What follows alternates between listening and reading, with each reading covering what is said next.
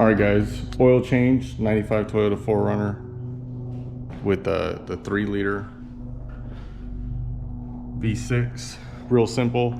All you're gonna need is a 14mm wrench for the drain plug. I don't know what I just did with mine. Oil filter wrenches. Bought these at Harbor Freight. Super easy to do. Show you guys how to do that.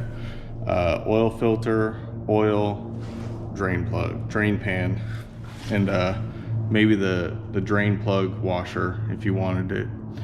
I actually like this. I think I bought this at Walmart. It's got a little spot for your oil filter to sit and drain out. That way you don't leak oil all over the place when you go to dispose of that properly. And then always make sure to get rid of your oil the right way. Alright guys, so we're under the car. This is the front of the car this way. This is the back towards this direction. Transmission. And we got this right here. This is our oil drain plug. So all you gotta do is get your drain pan under there. Just pop this off.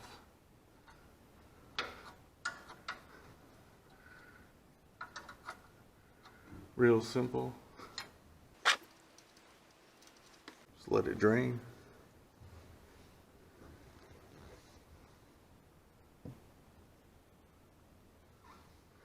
Alright, so the oil is almost done draining, just kind of dripping out.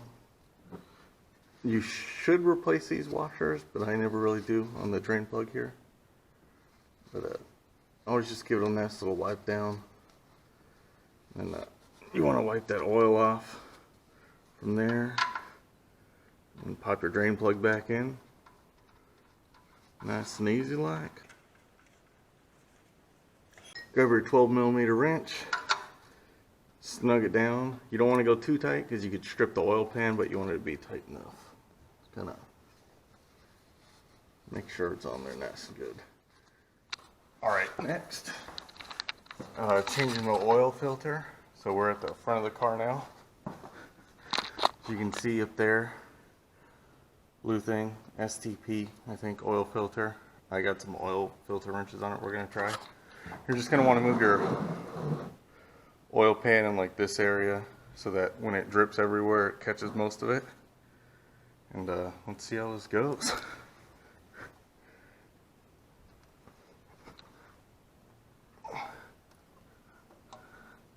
So once you get it kind of loose, this actually worked out really well. It's hard to see what I'm doing, but I'll show you guys how I did this. So I got these at Harbor Freight, just some oil filter wrenches. And then I just jammed it in between the lower diff support cross member thing here, and the steering components went up. And then kind of tilted it in like that, if you can see that. And then up.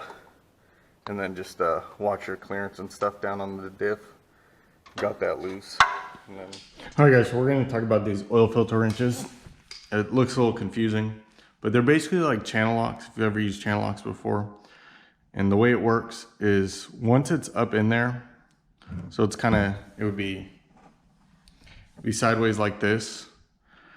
All I was doing was just pushing against this handle here, and then the way these are designed, when you want to loosen it, you just put them like this, so the shorter end is to your right, or like counterclockwise that way.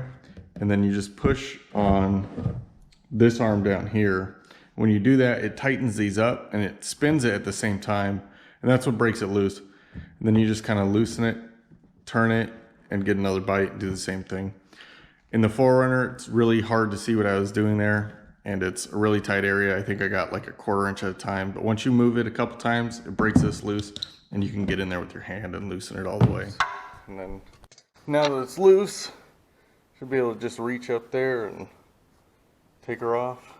She's gonna leak oil, just like that. This is by far the easiest way to do it, I think.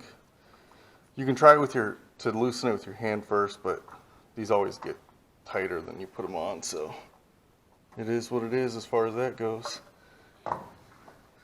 Oil filter out. Nice little drain area for it right there. So you got your new oil filter. This is a STP S3614. I just got some Castrol GTX 1030. What you want to do is you got to make sure this oil ring is lubed up. You can't really pour too much oil in this because it'll just spill out. You want to just kind of tilt your oil this way, and then usually just dip a finger in it. Get some nice clean oil on it, and then just rub it around just like that. Alright guys, time to put the new oil filter in that we just put some oil on. Set that nearby. Just give this one last wipe down up here around the sealing area. And I just feed the oil filter up through here like this. And then you gotta go up and around. It's kind of awkward. And then just, you gotta feel it catch the threads and screw her down.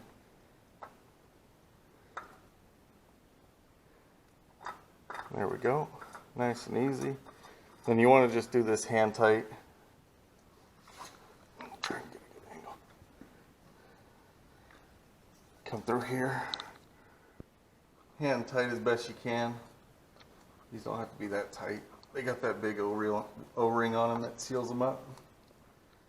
Alright guys, grab a clean funnel, drop it in there, and fill her up. You want to put about 4.5 quarts in it at first.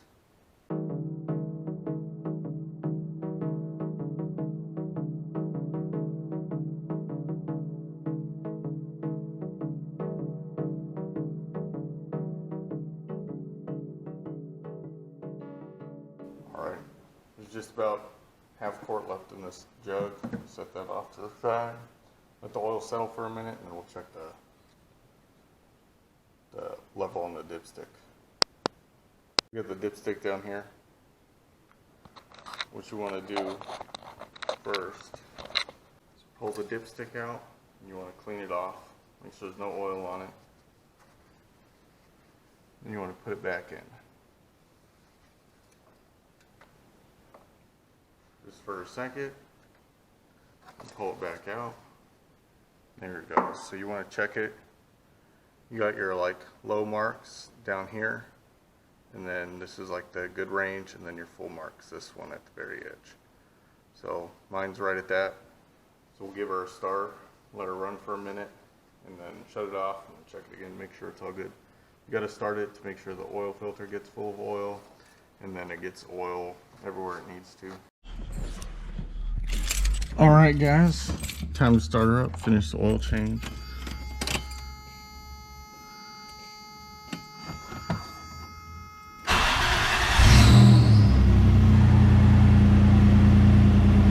Make sure your oil pressure goes up.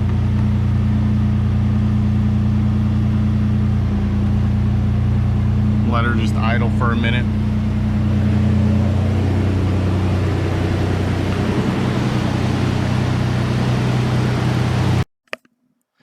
After letting it run for a couple minutes, turn it off. We're going to double check the oil level. My oil here turns out to be a little low, so we got to add some more oil in it, which isn't too big of a deal. Just always make sure when you check your oil, after you first pulled out, you got to wipe it off, put it back in, check it again.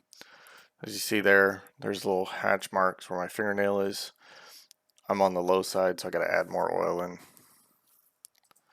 Pretty simple to do. You just want to make sure that you have enough oil in it. You don't want to oil starve your engine. It's the worst thing you could do to it. Alright, added some more oil. Double checking the oil level now. Make sure it's in the good zone. Same thing. Anytime you pull it out, wipe it off, double check it. You can see my oil's right below that full line in the crosshatch, so that's a good spot for it to be. It's already had oil pressurized through it, so we know it's good to go. All we gotta do now, dipstick back in, put the oil cap back on, and she's ready to go. Thanks for watching.